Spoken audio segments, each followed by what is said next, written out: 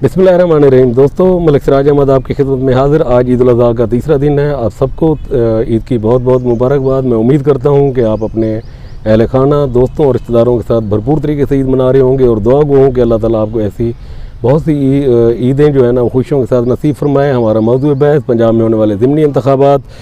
पंजाब के 20 हलकों के अंदर ज़िमनी इलेक्शन होने जा रहा है। 17 जुलाई को पोलिंग होगी। इन 20 हलकों के अंदर पाकिस्तान मुस्लिम लीग नून और पाकिस्तान तहरीक इंसाफ मद्दे मुकाबिल हैं।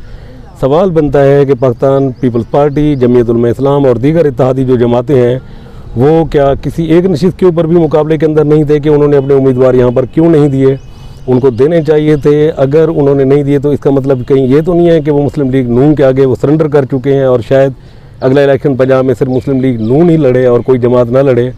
असूलन ये होना चाहिए था कि यहाँ पर दीगर जमातों को भी अपने उम्मीदवार देने चाहिए थे। बहरहाल इन 20 हलकों के अंदर डेरा गाजी खान का सूबाई हल्का PP288 भी शामिल है। PP288 से मुतालिक मैं आपको एक बार फिर याद दहानी कराते चलूँ कि इस हल्के की 16 यूनियन कौंसिल के 1 लाख से ज़ायद मर्द वोटर, 88,000 से ज़ायद ख़वातीन वोटर, 144 पोलिंग स्टेशन के 512 पोलिंग बूथ के ऊपर 17 जुलाई को अपना हक़ राय दही इस्तेमाल करेंगे। 17 जुलाई की शाम को पता चलेगा कि इस हल्के के अंदर बल्ला घूमा, शेर दहाड़ा या फिर क्रेन चली। क्रेन तहरीक लब्बैक पाकिस्तान का निशान है और इरफानुल्लाह खोसा इसके उम्मीदवार हैं जो इलेक्शन लड़ रहे हैं। इसमें अब तक की जो सूरत हाल है उसमें बड़ी नेक टू नेक फाइट आ रही है। दोनों जमातों के जो सपोर्टर्स हैं वो अपनी अपनी उम्मीदवारों की जीत का दावा कर रहे हैं। असल मैच पाकिस्तान तहरीक इंसाफ और मुस्लिम लीग नून के दरमियान है।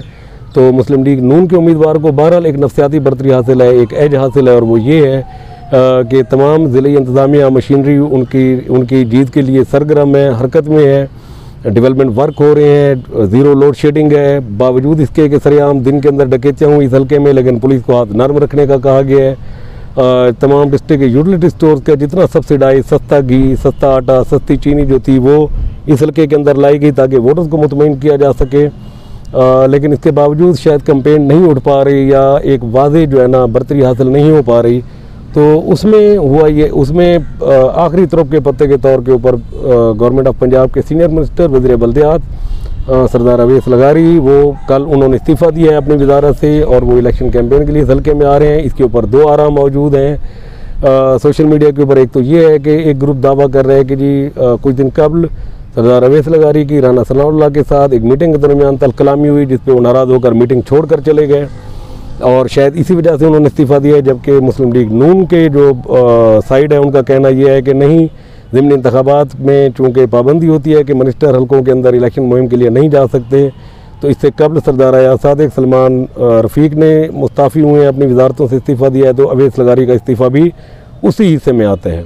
तो बहरहाल सरदार अवैस लगारी इस हल्के के अंदर आ रहे हैं। तो देखना यह है कि क्या सरदार अवैस लगारी के आने से नून लीग के उम्मीदवार को कोई हिमायत हासिल होगी। इसका मतलब ये है किसी हद तक कि नून लीग का उम्मीदवार उस तरीके से मजबूत नहीं था कि सरदार अवैस लगारी को मुस्ताफ़ी होकर उनकी हिमायत के लिए आना पड़ा। दूसरी बात, क्या खोसा अक़वाम किसी लगारी सरदार के कहने के ऊपर किसी खोसा सरदार की हार जीत का बायस बनेंगे? ये अब खोसा अक़वाम को सोचना है कि वो वोटर्स को कि उनका रद्द-ए-अमल क्या होगा, वो कितनी पذیرائی देंगे मुस्लिम लीग नून के जो इस लीडर हैं, पंजाब के जनरल सेक्रेटरी हैं सरदार अवैस लगारी, उनको। तो ये ऐसे ही है जैसे कोई खोसा सरदार चोटी में जाए और 2 लगारी सरदार लड़ रहे हो तो उनके दरमियान वो किसी की हार जीत का सबब बने। तो शायद लगारी इसको उस तरीके से पذیرائی ना दें। तो देखना है कि खोसा जो कौम के लोग हैं वो क्या करते हैं। जहाँ तक है तहरीक इंसाफ की बात, तो तहरीक इंसाफ को 2-3 यहाँ पर एज हासिल है। एक तो ये है कि सरदार जावेद अख्तर खान लोन इस हल्के में पार्टी की तरफ से इलेक्शन मुहिम के कन्वीनर हैं। बहुत अच्छे इलेक्शन लड़ रहे हैं, बड़ी मेहनत कर रहे हैं वो और उनकी टीम। उसके अलावा सरदार मोहिउद्दीन खान खोसा, उसके बाद MPA शाहिना करीम खोसा। कोई शक नहीं कि इनकी बड़ी अच्छी वर्किंग है और इन्होंने बड़ा अच्छा मोमेंटम वहाँ पर बनाया हुआ है। ख़ास तौर पर तहरीक इंसाफ का जो यूथ है वो बहुत एक्टिव है, नौजवान, और वो बड़ी मेहनत कर रहा है इसके ऊपर। और दूसरी बड़ा जो एज मिल रहा है तहरीक इंसाफ को ये है कि 14 जुलाई जो है परसों इमरान खान सीमेंट फैक्ट्री मोड़ के ऊपर जलसा कर रहे हैं। तो यकीनन इस जलसे से भी तहरीक इंसाफ की जो मुहिम है उसको तक़वियत मिलेगी, वर्कर सपोर्टर को इसके अंदर हौसला अफजाई होगी और एक मज़ीद हाइप क्रिएट होगा।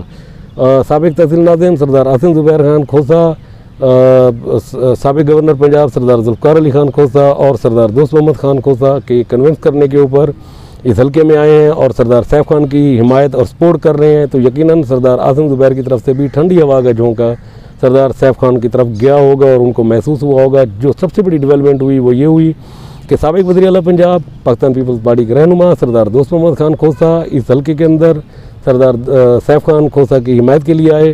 तो रूमर्स चले, बड़ी अफवाहें गर्म हुई और वो ये था कि भी सरदार दोस्त मोहम्मद खान खोसा शायद पीपल्स पार्टी को छोड़कर तहरीक इंसाफ में शमूलियत कर रहे हैं और 14 जुलाई को जो इमरान खान का जलसा है उसके अंदर ऐलान करेंगे। तो इस सिलसिले में मैंने सरदार दोस्त मोहम्मद खान से सवाल किया तो उन्होंने हंस कर कहा कि पाकिस्तान पीपल्स पार्टी में हूँ, पाकिस्तान पीपल्स पार्टी में रहूँगा। चूँकि इस हल्के के अंदर पाकिस्तान पीपल्स पार्टी का अपना कोई उम्मीदवार नहीं था और मेरे बड़े भाई इलेक्शन लड़ रहे थे, तो इखलाकी तौर पर मैं पाबंद था कि मैं अपने बड़े भाई की हिमायत करूँ।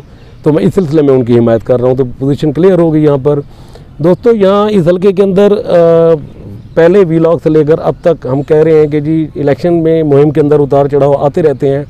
कभी किसी यूसी के अंदर कोई बर्तरी हो जाती है और कभी किसी यूसी में कोई और ऊपर आ जाता है। लेकिन एक चीज़ तय है कि अब तक का जो मोमेंटम बना है वो तहरीक इंसाफ का है। तहरीक इंसाफ का ग्राफ जिस दिन से ऊपर चला है वो ऊपर ही आ रहा है, वो नीचे नहीं हुआ किसी जगह पर। अब यूनियन काउंसिल्स की अगर हम सूरत हाल देख लें तो उसमें बड़ी सिंपल सी बात है कि कोट मुबारक और बहादुरगढ़, यकीनन इसमें कोट मुबारक जो है ना वो तहरीक इंसाफ 45% के साथ मौजूद है, मुस्लिम लीग नून 55 के साथ। बहादुरगढ़ में भी इसी तरह तहरीक इंसाफ 45 है और मुस्लिम लीग नून 55 के ऊपर खड़ी हुई है। चकनौबाद जो है वो उसमें भी तहरीक इंसाफ पीछे है, 45 के ऊपर फीसद के ऊपर खड़ी है और मुस्लिम लीग नून 55 के ऊपर खड़ी है। यारू यहाँ पर पीटीआई आगे है, 55% के ऊपर है और जो मुस्लिम लीग नून है वो 45 के ऊपर है। छाबरी बाला तहरीक इंसाफ काफ़ी बेहतर है, 60% के ऊपर खड़ी है और जो मुस्लिम लीग नून है वो 40 के ऊपर खड़ी है। ढऊ में कम बैक की है, तहरीक इंसाफ ने 55 के ऊपर चले गए और उस पर मुस्लिम लीग नून जो है ना वो 45 के ऊपर आ गई है। सताई में मुस्लिम लीग नून का पलड़ा भारी है, 55 पे है और तहरीक इंसाफ 45 पे है। पक्की 55 और तहरीक इंसाफ और 45 मुस्लिम लीग नून। शाह सदरुद्दीन 60 तहरीक इंसाफ 40 मुस्लिम लीग नून। मिरट्टा 60 तहरीक इंसाफ 40 मुस्लिम लीग नून। ये वो यूनियन काउंसिलें हैं जिसमें बड़ी नेक टू नेक फाइट थी। अब ग्रेजुअली जो तहरीक इंसाफ है वो इसमें कम बैक कर रही है। पीरादिल 55 जो है ना तहरीक इंसाफ और 45 मुस्लिम लीग नून और छाबरी जो है ना ज़ेरी 60 तहरीक इंसाफ 40 मुस्लिम लीग नून। लाडन 55 तहरीक इंसाफ और 45 जो है ना वो आपकी मुस्लिम लीग नून जो है ना फीसद के साथ चल रही है। टिबी खाड़क 60 जो है ना तहरीक इंसाफ और 40 मुस्लिम लीग नून। लाडन हो गया 55 तहरीक इंसाफ और 45 मुस्लिम लीग नून। सबरा नाचा हो गया 60 तहरीक इंसाफ और 40 मुस्लिम लीग नून। तो मजमूई तौर पर तकरीबन 9 से 10 यूनियन काउंसिल ऐसी हैं जिसमें तहरीक इंसाफ लीड कर रही है, कहीं पर थोड़ा कहीं पर ज़्यादा, लेकिन बहरहाल उसको बरतरी हासिल है। और 2 यूनियन काउंसिल ऐसी हैं जिसमें तकरीबन नेक टू नेक फाइट आकर होगी और उसमें ये होगा कि बाकी जो यूनियन काउंसिल है उसमें मुस्लिम लीग नून होगी। तो अब तक तहरीक इंसाफ का पलड़ा इसके ऊपर भारी है। मुस्लिम लीग नून को बड़ी मेहनत करने की ज़रूरत है, बड़ा ज़ोर लगाने की ज़रूरत है। कोशिश वो कर रहे हैं लेकिन महंगाई, बिजली, गैस, पेट्रोल, डीज़ल, अशिया खुर्दनोश की जो कीमतों में इजाफा हुआ है उसमें जो पब्लिक की तरफ से पजीराई आनी थी वो उनको नहीं मिल सकी। बावजूद इसके कि यूनिट स्टोर का सस्ता सामान उस हल्के में दिया गया, लेकिन कब तक लोग आम रोज़मर्रा के जो अशिया ज़रूरत है उसके मामले में भी तंगी का शिकार हैं। तो यकीनन हुकूमती उम्मीदवार को इस सिलसिले में मुश्किलात का सामना है और ख़ास तौर पर जो अमन-ओ-अमान की सूरत हाल है, चंद दिन पहले जो डकैती हुई उसमें जिस तरीके से दिन दिहाड़े लूट लिया गया, तो ये भी अमन-ओ-अमान पिछले 3, साढ़े 3, 4 साल में यहाँ के लोगों का मसला रहा है। यहाँ पर इसको नहीं संभाला गया, लोग परेशान हैं, चोरी डकैती राजनी से उनके जो हालात ख़राब हैं। तो शायद ये चीज़ नून की जो है ना फेवर में नहीं जा रही कि वो अमन-ओ-अमान की सूरत हाल को बेहतर नहीं कर सके। तो देखना यह है कि 14 जुलाई को इमरान खान का जलसा इस हल्के की सियासत पर क्या असरात मुरतब करता है, तहरीक इंसाफ कम बैक करती है या नहीं।